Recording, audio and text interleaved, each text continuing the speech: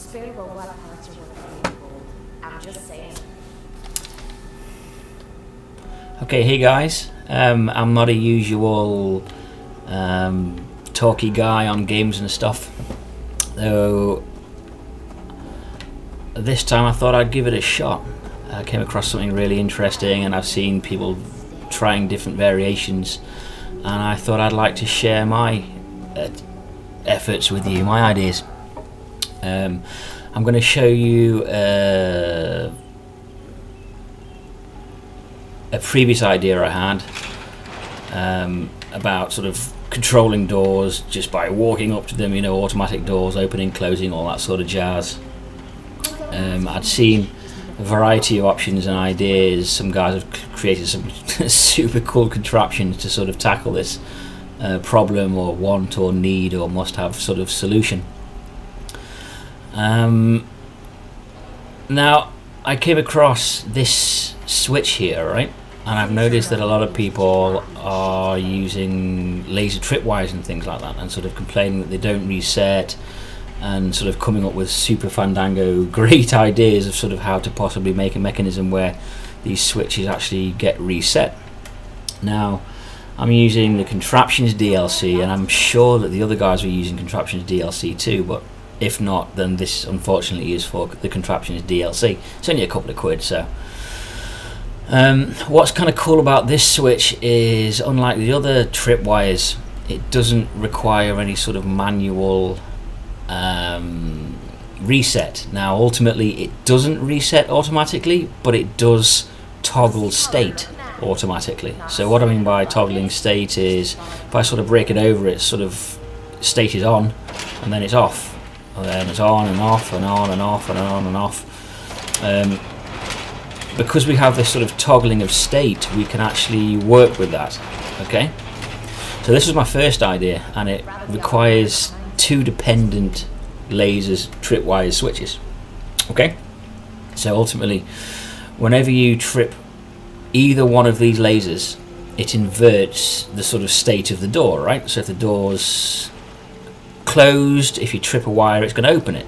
If the door's open and you trip either of the wires, it's going to close it. So ultimately, if you go with one wire and trip it, it's going to open the door, and then it's going to invert it again, and regardless of what it's doing. Okay, so the second wire, if I open it here and I go around here, this one will close it. Okay, if I open it here and go around here, this one will close it, right? So that's kind of cool, but they're dependent on each other. So you'd imagine a typical scenario where you walk through your door, it opens, and then the other one closes it, right? So that's okay, it sort of works, until you start doing silly things like this where you're like, no, I've just sort of left the door open there, right? So I walk up to the door and it's going to close on me and this sort of stuff. Okay, well maybe I shouldn't be so silly, I shouldn't have done that. Well, then you got various things like NPCs sort of straddle across, and they've left your door open, and anyone can just walk into your sort of little safe hidey hole. Here comes Piper, perfect. There we go, look. It's only sort of carried out half of the action, and I wasn't too satisfied with that. I wanted, look, see, now she's going to keep going. I'll just, there you go. Come on, no, fine, right. So it was a semi-solution, but I wasn't totally happy with it.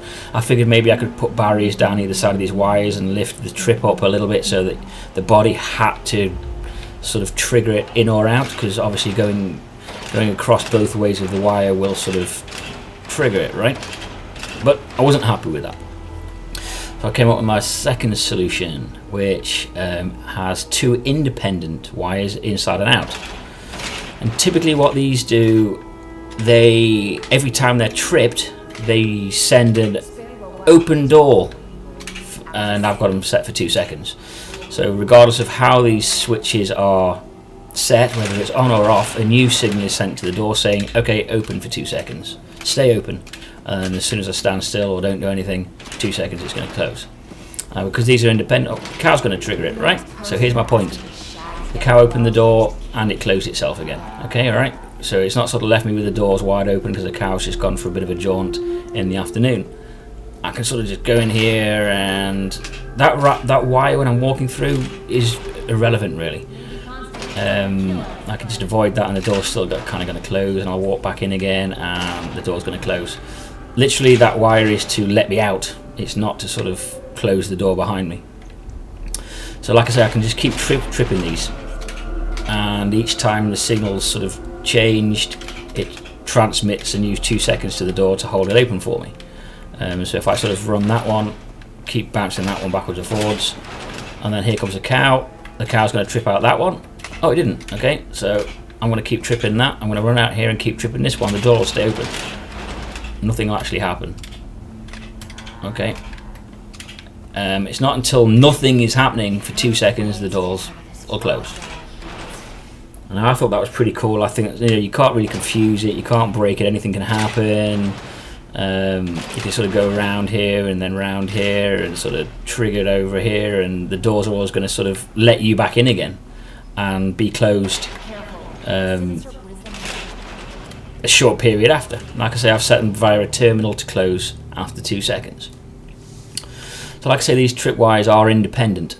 So this one's independent of that one, hence there's 2 separate systems. The same system but replicated. So you can, I've tried to keep it nice and tidy. As you can see, my sort of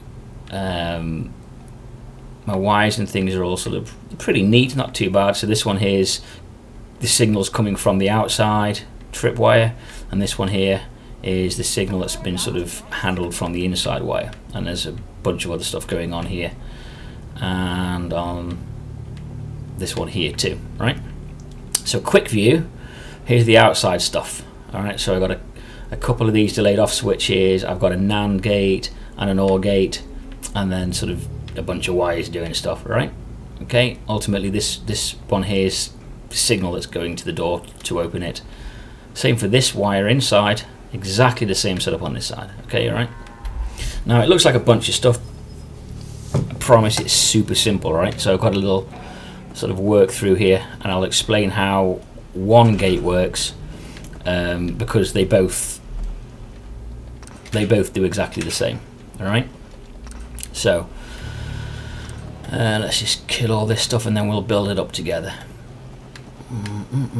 Okay, get rid of that. So this is nothing more than, consider this as your power input. So I want to reduce the amount of wires and things I've got. There's going to be one input. Okay, so this is our input. This is what I'm going to call the base power source here. It's just coming off a lamp. All right, and we need to power our tripwire, so let's get that hooked up. And as you can see, the tripwire doesn't reset itself, but we do have a toggled state that can be worked with. Okay, it doesn't have to, you don't go one way and it goes off. You can sort of just, it doesn't matter which way. When it's broken, the state toggles. Okay, now in this state, as you can imagine, it's going to be really easy to open the doors, because the door needs power to be the doors need power to be open. This is on, the doors are open. Awesome, not a problem, right? So let's take a look what we've got over here. So these conduits are doing nothing more than just moving the power around. Okay, so this is the main power to the door. This is just a conduit transferring the power to that bit. So if I just sort of add power to that, that's it, the door's open. Okay, ultimately, so if power's going to this conduit, the door's on. That being said, this OR gate at the top, this black terminal, the output, this is the power that's going to control the door always. So if this terminal is on, the door's going to be open. So let's just hook that up like that, right? Okay. So like I said, there's 2 states. There's an on state of this switch and an off state, and we want the door to fire when this state is switched from on to off and off to on, both ways. So off to on's super simple. All right. All I'm going to do is run a power line from our switch. In this case, it's considered the output, to the first of our delayed off switches. All right. And as people who are aware know, as soon as you sort of give one of these delayed switches power, after a certain amount of time, that power is then cut off from its output. So I think you saw the little switch, so I'll just turn this off, so there's no power to it at all. I'll turn the switch on, give it some power, that has power for 2 seconds because I've set that, and it'll turn off. So that one's super simple. Let's connect this to our OR gate at the top, right? And that's our first OR input, like this. Done. And I'll explain why I've used the OR gate in a second as opposed to just connecting it right to this. So now the first one, like I say, is super simple. Switch it off, nothing happens, right? Now this is the easy one. We're going to give it power. That's going to fire for 2 seconds, which is going to give us power, right? So for 2 seconds the doors stay open. That's on, the door's open, and off it goes. The problem is when we want to switch it back, or for want of a better phrase, we want to reset the switch, we can't. Alright? Nothing happened. What we need to do is we need to do the same as this, but when the power's turned off. Okay? So this is the cool bit, but actually it's really super simple. What I'm going to use is a NAND, which is basically not AND. So this red terminal here on the left can take multiple inputs, alright? If the inputs are the same state, so for example if I put 2 inputs there and they're both turned on, the output will be off. It's not AND, okay? So if there's 2 inputs and one's off and one's on, the output will become on. So what I'm going to do is I'm going to give this one of the inputs is going to be consistently on. So I'm going to run that from our base power supply, which is always on, unless you have a switch over here, something turning the whole system off, okay? I'm going to wire the second input to come from our switch, because as we know this toggles on and off, right? So at the moment that green light, the black terminal, the green lights around it are off because our base supply is actually on, and at the moment the switch is on. So because they're both on, no power's coming out of that puppy, alright? But as soon as we turn this switch off, we now have a valid NAND state. Plop. This has now got power coming out. So you've pretty much guessed what we're going to do with this right here. Now the switch is off, we can utilize this power to trigger another event from our delayed off switch. Alright, so all I'm going to do now is, this is currently off, this is going to revert, we're going to set this back to the original state, so the door opens when it turns on. So this one over here will power up for 2 seconds, doors open, yep, power down. Hello. Now we've got a new state. When we turn this off, this one's going to power up for 2 seconds. Boom. Okay, only thing left to do is now power the output of our delayed off to the OR switch. Basically anything that goes into this OR, if any of them are on, we're going to get power through to our door. So let's go back to our original switch system. I'm going to turn it on, so this one's going to fire up for 2 seconds, open the door. Boom, there it is. Alright, we're going to turn it off, which is going to trigger the NAND scenario. Turn this one on for 2 seconds. There it is. That's it. It's really as simple as that, right? So literally toggling this switch again and again, it's not going to do anything because we're constantly, oh, here's new 2 seconds, new 2 seconds, new 2 seconds, new 2 seconds, new 2 seconds, alright? And then we leave it, and then regardless of what state this switch is on, it's sort of going to continue the same thing. Now all I've done over there is I've implemented this switch on both sides of the door with this little get up here, right? So I've sort of run, one's the power supply and the other one's the sort of on-off output, right? And round here I've left this little sort of conduit here, sort of just so that you can see you can power it from where maybe you'd have it around the back or on the inside, and you'd have your stuff sort of powered, but you can sort of have that little conduit, and then here's the other side for the tripwire on this side. So it's exactly the same setup. Look, I've got my OR gate, my NAND gate, my 2 delayed off switches, and it's all sort of hooked up and wired the same way, and exactly the same for the front switch. Okay, and yeah, this is ultimately for the internal one, power supply and the on-off signal here, and then coming back out from that, it's just sort of hooking them. That one there is my internal switch, which is if the power's on, that one's okay, and this one's my external switch. If the power's on, it's okay. So that basically gives us a foolproof sort of the door is always going to sort of close at some point. Don't freak out.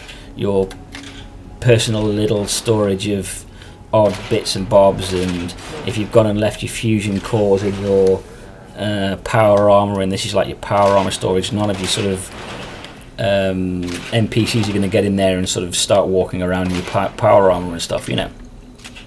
But it's foolproof basically, so there's no sort of mechanical bits moving around, and there's nothing that can actually go wrong. People can walk across the outside and sort of fire this one here, but the doors will open temporarily and close again. You know, you're not going to be left like this scenario over here, where if an NPC sort of walks over your switch and doesn't sort of fire it again, I need to just walk over the laser, right? And then, you know, you sort of come back, you know, you've just been to the toilet and you're coming out and you're like, oh, hang on a sec, the door's wide open, what's happening right here? And then you try and walk out, and awful scenario. So hopefully that's sort of given you some insight and you know, sort of a bit of food for thought, and maybe play around. These logic gates are super buggy. They're not sort of, Bethesda's not done a great job of sort of implementing them exceptionally true to life, as it were, but this scenario works well. The reason why I used the OR gate here, right? So you might be thinking, okay, instead of, so these two here are gonna have a signal, just why not sort of run it right up to this point here, up to this conduit, and just have it power through. What seems to happen is so we know that there's two wires going here, right, and it considers one of the wires as an input and it considers one of the wires as an output. And what seems to happen is when you run, let's say this one's on, let's say this was powered on for 2 seconds, right, and it goes up to this conduit here, it then comes back down to this one, and it considers that feed, that line, as an input. And it's not an input, it's actually an output, which is going to this here, right? So that so when this is powering on, it's sending down a signal here, and it's actually confusing the entire mechanism. Everything sort of just, half of it doesn't work. And what this does, sort of true to life, it works as like a diode, so signal can only go in one direction. So the power that's going up, hang on a second, the power that's going up when triggered, this line here isn't getting sent back down here, so this can consider it as an input. Okay, the power that's getting sent up here is literally going into here through the OR and up here. It's not interfering with this one, and again vice versa. This one is the output to the input and then going through the OR. Alternatively, if we had it going up to this conduit and this was turned on, this would be considered an input to this. From what I can gather, that's what I seem to have figured out. So I've had to take it through this OR gate here to, like I say, diodes typically prevent flow of, well, they make flow of energy in one direction, and this is pretty much seems to be doing the same sort of thing.